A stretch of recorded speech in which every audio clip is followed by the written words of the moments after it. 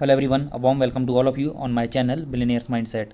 सो दोस्तों, मैं अभी आज आपको कुछ स्टॉक्स बताने वाला हूँ स्विंग ट्रेडिंग के लिए, जिसमें कि एक अच्छी अपॉर्चुनिटी मुझे बनती हुई दिखाई दे रही है। उसमें पहला स्टॉक है ग्रासिम इंडस्ट्रीज़ लिमिटेड। जैसा कि आप सब लोग देख सकते हो, ये एक लार्ज कैप स्टॉक है और लेस रिस्की स्टॉक है। और इसके जो बाकी के दो पैरामीटर्स हैं जो हम लोग हमेशा चेक करते हैं, ये हम लोगों को ग्रीन सिग्नल दे रहे हैं। गाइस, चार्ट पर देख लेते हैं अभी इस स्टॉक को हम लोग। दोस्तों, अभी हम लोग ग्रासिम इंडस्ट्रीज़ के डेली चार्ट को देख रहे हैं और डेली चार्ट पर ये स्टॉक ना हम लोगों को 1430 के लेवल पर अच्छा खासा बेस बनाता हुआ नज़र आ रहा था। अगर आप लोग नोटिस करोगे ना, इस स्टॉक ने यहाँ पर बेस अच्छा बनाया और यहाँ पर अच्छा खासा सपोर्ट लिया है, ठीक है। और फिर उसके बाद में इस स्टॉक का जो मेन रेजिस्टेंस था वो था अराउंड 1585 के आसपास, 1585 के आसपास, जिसको कि इसने रिसेंटली ब्रेक किया था। इसने कहाँ पर ब्रेक किया था? इसने यहाँ पर ब्रेक किया था, लेकिन यहाँ पर ये सस्टेन नहीं कर पाया। और सस्टेन इसलिए नहीं कर पाया क्योंकि ये स्टॉक यहाँ से सीधा ऊपर गया था, इसने बीच में कहीं स्विंग लिया नहीं था। तो यहाँ पर बायर्स थोड़े थकते हुए दिखाई दिए, इसलिए बायर्स को थोड़ी रेस्ट की ज़रूरत थी। फिर इस स्टॉक ने यहाँ पर एक स्विंग लिया। ओके, अगर आप लोग नोटिस करोगे तो फिर यहाँ पर सीरीज़ ऑफ डोजीज बन रही थी और यहाँ पर बायर्स हम लोगों को थकते हुए दिखाई दिए। अभी इस स्टॉक में वापस से रिवर्सल आया है और जो यहाँ पर तीन स्ट्रॉन्ग कैंडल्स बन रही हैं, इससे हमको पता पड़ता है कि ये स्टॉक अभी एक स्ट्रॉन्ग बाइंग जोन में है, स्ट्रॉन्ग हैंड्स में। ये स्टॉक हम लोगों को अच्छे खासे रिटर्न्स देके जा सकता है नियर टर्म में। ओके, अभी अगर हम लोग 1 आवर चार्ट पर देखेंगे, 1 आवर चार्ट पे भी अगर आप लोग देखोगे तो फिर ये एक राउंडिंग काइंड यहाँ पर पैटर्न बना रहा है कुछ इस तरह से, ठीक है। और राउंडिंग काइंड पैटर्न बनाने के बाद में एक कप पैटर्न बना रही है और कप के बाद में अभी इसको जहाँ पर रेजिस्टेंस मिल रहा है वो है इसके लिए 619 का लेवल, सॉरी 1619 का लेवल। जैसे ही 1619 को तोड़ेगा हम लोग इसमें एक अच्छा खासा अप साइड में मूव देख सकते हैं। इसमें यहाँ पर कहीं एक बार पोजीशन बनाई जा सकती है। स्टॉप लॉस कहाँ पर रखा जाएगा? स्टॉप लॉस या तो रखा जाए 1570 के आसपास, या फिर स्टॉप लॉस रखा जाए 1610 पे। ओके, इट डिपेंड्स कि आपकी रिस्क, मतलब इट डिपेंड्स कि जो बंदा इसमें पोजीशन बना रहा है उसमें इसकी रिस्क एपेटाइट कैसी है। लेकिन मेरी तरफ से इस स्टॉक में कोई भी रिकमेंडेशन नहीं है। Please take your position at your own risk after your own analysis. Okay, और डेली चार्ट पर अगर मैं आपको दिखाऊंगा इस स्टॉक में मैं इतना बुलिश क्यों हूँ, मैं इसमें इतना बुलिश इसके लिए हूँ। अगर आप लोग देखोगे डेली चार्ट पर, ये स्टॉक एक head and shoulders pattern form कर रहा है जो कि एक बहुत ही बुलिश पैटर्न है, ठीक है, इन्वर्टेड हेड एंड शोल्डर्स, ठीक है। इसके लिए इस स्टॉक में इतना बुलिश हूँ मैं। Okay guys, now let's move on to another stock. दोस्तों, जो अगला स्टॉक मैं आपको बताने वाला हूँ वो है ग्रैन्यूल्स इंडिया लिमिटेड। हालांकि इसमें मैं एक सेल साइड का, शॉर्ट साइड का आपको ट्रेड बताने वाला हूँ, बट स्टिल मैं आपको प्रोफाइल दिखा देता हूँ। एक स्मॉल कैप कंपनी है, मॉडरेटली रिस्की है, और इसमें जो हम लोग पैरामीटर्स कंसीडर करते हैं, ये पैरामीटर्स हम लोग यहाँ पर ग्रीन सिग्नल दे रहे हैं। दोस्तों, अभी हम लोग ग्रैन्यूल्स इंडिया लिमिटेड के डेली चार्ट को देख रहे हैं और इसके अगर डेली चार्ट को आप लोग देखोगे तो फिर ये स्टॉक एक रेंज में हमेशा ट्रेड करता नज़र आया हम लोगों को पिछले 1 साल में। ओके, अगर आप लोग देखोगे ये स्टॉक एक रेंज बाउंड्री में ट्रेड कर रहा है, ठीक है, जिसके बीच में ये यहाँ पर कुछ इस तरह से आप लोग अगर देखो, नोटिस करोगे, स्विंग्स एक हम लोगों को देता है, ठीक है। ये स्टॉक अभी डाउनवर्ड साइड में हम लोगों को ज़्यादा दिखाई दे रहा है। अगर आप लोग नोटिस करोगे, सी यहाँ पर मेरा क्या मानना है, अगर हम लोग यहाँ पर एक 2 आवर चार्ट लगाएंगे तो ये स्टॉक एक डिसेंडिंग ट्रायंगल बना रहा है। अगर आप लोग नोटिस करोगे यहाँ पर, this stock is making one descending triangle, जो कि एक बियरिश ट्रायंगल रहता है, ठीक है। और इस ट्रायंगल का इसने ब्रेकआउट कर दिया है और ब्रेकआउट करने के बाद में ये स्टॉक अभी, ये देखोगे आप लोग, इसने यहाँ पर ब्रेकआउट किया, ब्रेकआउट का में इसने पुल बैक लिया और अभी पुल बैक लेने के बाद में वापस नीचे आता हुआ दिखाई दे रहा है। इसमें अभी एक और चीज़ मैं आपको दिखाना चाहूँगा, 2 आवर्स के चार्ट पर दिखा रहा हूँ। अगर आप लोग नोटिस करोगे, ये स्टॉक ना यहाँ पर एक हेड एंड शोल्डर्स और बना रहा है और ये एक bearish head and shoulders pattern है। डिसेंडिंग ट्रायंगल के साथ में इसने एक और कंफर्मेशन दिया है कि ये स्टॉक अभी नीचे जाएगा यहाँ से। अगर आप लोग नोटिस करोगे ना, 30 मिनट्स पे जाते हैं, ये स्टॉक ना इसने अच्छा खासा यहाँ पे पुल बैक लिया, ठीक है। यहाँ पर इसको रेजिस्टेंस मिल रहा था, इसने इसको ब्रेक नहीं कर पाया, ये स्टॉक अभी नीचे आता हुआ दिखाई दिया है। अगर ये स्टॉक यहाँ कहीं पे इससे नीचे कहीं मिलता है हम लोगों को सेल करने के लिए, सो यहाँ पर इसको सेल कर सकते हैं, ठीक है। 320 के नीचे सेल कर सकते हैं, 319 के आसपास। स्टॉप लॉस रहेगा अराउंड 323 के आसपास, ओके। और जो टारगेट, रीसेंट टारगेट रखेंगे हम लोग, वो रखेंगे 315 का। और उसके बाद में अगर मैं आपसे बात करूँगा तो ये स्टॉक ना अराउंड 300 तक जाएगा, ठीक है। सो इसमें एक 20-22 रुपये का प्रॉफिट साइड में हम लोगों को मिल सकता है। सो अगर इसमें हम लोग एक रिस्क एंड रिवॉर्ड रेशियो देखेंगे, so if we short it here, ठीक है, 6% का हम लोगों को इसमें प्रॉफिट दिख रहा है इस ट्रेड में। तो इसमें 1:8.5 का हमको रिस्क एंड रिवॉर्ड रेशियो दिख रहा है, ठीक है। और अगर मैं आपको यहाँ पर भी दिखाऊंगा तो भी ये कुछ बुरा नहीं है, अगर आप लोग नोटिस करोगे। तो अगर 315 पे भी आकर कोई बंदा इसमें शॉर्ट सेल करके अपना प्रॉफिट बुक कर देता है 315 पे, तब भी उसका जो रिस्क एंड रिवॉर्ड रेशियो वो क्या है, 1:2.5 का है। तो ये दी बेस्ट है।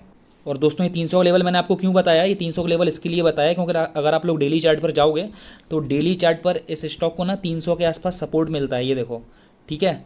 दोस्तों ये वाला स्टॉक मैंने आपको इसके लिए और बताया हुआ है, अगर आपको याद रहेगा तो फिर मैंने कुछ दिन पहले एक वीडियो पोस्ट किया था हिंदुस्तान कॉपर के ऊपर, वहाँ पर भी कुछ ऐसा पैटर्न बन रहा था। और वहाँ पर कुछ लोगों को लग रहा था कि ये स्टॉक यहाँ से रिवर्स हो गया है, फिर कुछ लोगों ने उसमें बाइंग भी इनिशिएट की होगी, लेकिन फिर वो स्टॉक अप्रॉक्सीमेटली 14-15% करेक्ट हो गया। सो एक बार उस स्टॉक को देख लेते हैं हम लोग जा करके। सो दोस्तों अभी हम लोग हिंदुस्तान कॉपर के डेली चार्ट को देख रहे हैं, और मैंने आपसे क्या बोला था, इस स्टॉक में एक हेड एंड शोल्डर पैटर्न बन रहा है, ठीक है। और मैंने ये भी बोला था कि यहाँ पर नहीं ट्रैप मत हो जाना इसमें पोजीशन बना करके, जब तक ये स्टॉक कौन से लेवल को ना तोड़ दे, जब तक ये स्टॉक 136 के लेवल को तोड़ के ऊपर नहीं निकलता तब तक इसमें बाइंग पोजीशन मत बनाना, मैंने ऐसा बोला था, ठीक है। और इसने कोई बाइंग पोजीशन नहीं बनाई है। और मैंने ये भी बोला था कि हो सकता है कि ये स्टॉक यहाँ से पुल बैक लेकर के नीचे आ जाए, क्योंकि कुछ लोग इसमें ट्रैप हो रहे थे। क्या देख करके, यहाँ पे जो बुलिश कैंडल बनी थी ना, एक ग्रीन कैंडल, ठीक है, वो लोग इसको देख करके इसमें फंस रहे थे। और मैंने बोला था अगर ये पुल बैक हुआ तो स्टॉक नीचे आएगा। उसके बाद में स्टॉक नीचे आया, अराउंड 14-15% के आसपास करेक्ट हुआ है। सो इसके लिए मैंने बोला कि इसके लिए मैंने बोला कि ग्रैन्यूल्स में भी कुछ ऐसे ही पैटर्न बन रहा है 2 घंटे के चार्ट पर। सो अगर इसमें कोई शॉर्ट साइड में ट्रेड लेना चाहता है तो एक कंसीडरेशन उसमें कर सकता है। So guys now let's move on to another chart. तो जो अगला स्टॉक मैं आपके साथ में डिस्कस करने वाला हूँ वो है BSE लिमिटेड। हालांकि ये स्टॉक मैंने आपके साथ में 2 दिन पहले डिस्कस किया था, और मैंने जो बोला था इसमें वैसा कुछ हुआ भी है आज। मैंने ये बोला था ये स्टॉक यहाँ पर कुछ हम लोगों को प्रीवियस स्विंग के आसपास सपोर्ट लेता नज़र आया, ठीक है। सो इस स्टॉक ने यहाँ पर सपोर्ट लिया प्रीवियस स्विंग के आसपास, फिर ये ऊपर गया। और ऊपर जाने के बाद में मैंने बोला था इसको पहला रेजिस्टेंस मिलेगा, वो मिलेगा अराउंड 1200 पे, ठीक है। और इसने आज 1200 पे रेजिस्टेंस फेस किया भी है, एग्जैक्ट 1200 के लेवल पे इसने आज रेजिस्टेंस फेस किया। और 1200 के बाद में जो मैंने बोला था इसका अगला रेजिस्टेंस जो रहेगा, अगर 1200 के ऊपर सस्टेन कर जाता है तो इसका अगला रेजिस्टेंस जो है वो है अराउंड 1240 पे। और 1240 ब्रेक करने के बाद में इसको अगला रेजिस्टेंस मिलेगा, वो मिलेगा 1280 पे। उसके बाद में ये स्टॉक अपनी आगे की जर्नी कंटिन्यू करेगा, लेकिन इतने बड़े टारगेट्स हम लोग इसके बाद में डिस्कस करेंगे, पहले ये 3 टारगेट अपने अचीव करे। सो इसमें अगला एक स्विंग ट्रेड मुझे जो बनता दिखाई दे रहा है वो ऐसे बनता दिखाई दे रहा है, अगर आप लोग नोटिस करोगे ये स्टॉक ना यहाँ पर एक हेड एंड शोल्डर पैटर्न बना रहा है, inverse head and shoulders, okay. So इस स्टॉक में ना एक पोजीशन लॉन्ग साइड में बनाई जा सकती है अगर ये स्टॉक जैसे ही अपने इस पैटर्न को ब्रेक करके ऊपर निकलेगा। सो इसमें एक कोई भी बंदा इसमें एक लॉन्ग साइड पे अपनी पोजीशन बना सकता है। टारगेट रहेगा इसमें 1240 का, लेकिन इसको सस्टेन करना पड़ेगा 1200 के ऊपर जा कर के। उसके बाद में ही इसमें हम लोग एक्सपेक्ट कर सकते हैं कि 1240 तक जाएगा। स्टॉप लॉस रहेगा, स्टॉप लॉस रखेंगे अराउंड 1190 तक, ठीक है, या फिर 1180, डिपेंड करता है कि किसका रिस्क एक्सपोजर कितना है। सो इसमें एक हम लोगों को बुलिश साइड में, अप साइड में एक छोटा स्विंग ट्रेड मिल सकता है, ठीक है। So guys now let's move on to next stock. दोस्तों अगला जो स्टॉक है वो है गुजरात थेमिस बायोसिन लिमिटेड, और ये एक स्मॉल कैप स्टॉक है, हाईली रिस्की स्टॉक है, नोट करना है इस बात को, हाँ। और इसमें जो मैं 2 पैरामीटर्स देखता हूँ उसमें एक ही पैरामीटर हम लोगों को हरी झंडी दिखा रहा है, और जो दूसरा पैरामीटर है पहला वाला एंट्री पॉइंट, ये ग्रीन सिग्नल नहीं दे रहा है क्योंकि ये स्टॉक अभी ओवरबॉट जोन में है। लेकिन ये स्टॉक में मेरी क्या एनालिसिस एक बार आपके साथ में वो शेयर ज़रूर करूँगा मैं। दोस्तों अभी हम लोग गुजरात थेमिस बायोसिन के डेली चार्ट पर देख रहे हैं, और इसके डेली चार्ट पर ना मैं इस स्टॉक को काफ़ी दिन से फॉलो कर रहा था, लेकिन लास्ट वीक में मैंने इस स्टॉक के बजाय ट्यूब इन्वेस्टमेंट्स ऑफ इंडिया में पोजीशन बना ली और ये स्टॉक मेरी नज़र से हट गया। और उसके बाद में जो मेरी इसमें एनालिसिस थी ना, वो ये थी, ये स्टॉक ना इस वाले जोन में जहाँ पर ये आपको रेक्टेंगल दिख रहा है ना, इसमें अच्छा खासा कंसोलिडेट हुआ था। और इसमें कंसोलिडेट होने के बाद में जैसे ही स्टॉक ने अपना ये जोन तोड़ा है, सो अराउंड कितना भागा है ये स्टॉक, अच्छा खासा इसने अपसाइड रिटर्न दिया है कुछ एक हफ्ते में। अगर मैं आपको दिखाऊंगा तो ये देखिए, एक हफ्ते में ना ये स्टॉक 46% भागा है, 47%। ओके, बट ये मुझसे मिस हो गया, सो मेरे हाथ में तो आया नहीं और मैं देखता ही रह गया। सो अभी इसमें क्या एनालिसिस है, अभी इसमें ये एनालिसिस है कि मैं चाहता तो इस स्टॉक में ना यहाँ कहीं पे पोजीशन ले सकता था, लेकिन मैं चलती हुई ट्रेन को पकड़ता नहीं हूँ, ठीक है, गिरने का डर रहता है। सो 1 आवर पे अगर जाएंगे ना, अभी हम लोग 1 आवर पे ना इस स्टॉक में ना अच्छा खासा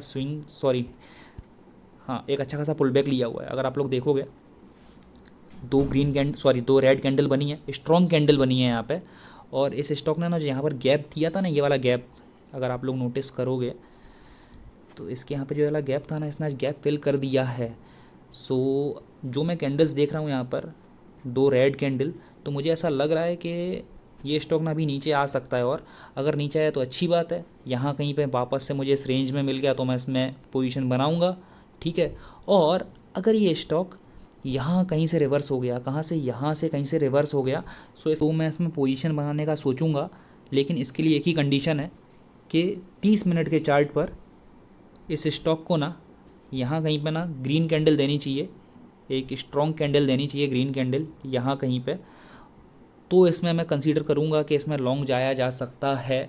लेकिन मुझे ऐसा लगता नहीं है स्टॉक यहाँ पे भी ग्रीन कैंडल बनाने वाला है, क्योंकि स्टॉक बहुत ज़्यादा भागा है और इतना ज़्यादा भागने के बाद में स्टॉक अभी नीचे साइड में मुझे जाता दिख रहा है। ओके, और दोस्तों अगर आपको याद रहेगा तो फिर जो मैंने एक प्राइस एक्शन एनालिसिस का सीरीज़ स्टार्ट किया था, मैंने आपको मारूबोजू कैंडल्स के बारे में बताया था। तो अगर आप लोग नोटिस करोगे, ये देखो, ये यहाँ पर बनी है closing marubozu, opening marubozu, opening marubozu. और आप लोग देख सकते हो ये कैंडल स्टिक्स कितनी ज़्यादा बुलिश रहती हैं, देख रहे हो आप लोग। ये देखो यहाँ पे तो सीरीज़ ही बना डाली है मारूबोजूज़ की, ये देखोगे यहाँ पे एक ये बनी है, एक ये बनी है। ओके, सो दोस्तों ये थी मेरी एनालिसिस इन 4 स्टॉक्स के ऊपर जिसमें एक स्विंग ट्रेड पॉसिबली लिया जा सकता है। और दोस्तों इसमें आप लोग अपनी रिसर्च एंड एनालिसिस ज़रूर कीजिएगा, उसके बाद में ही कोई डिसीजन लीजिए। So guys, meanwhile please take care, be happy and please drop your suggestions in comment box. See you in my next video.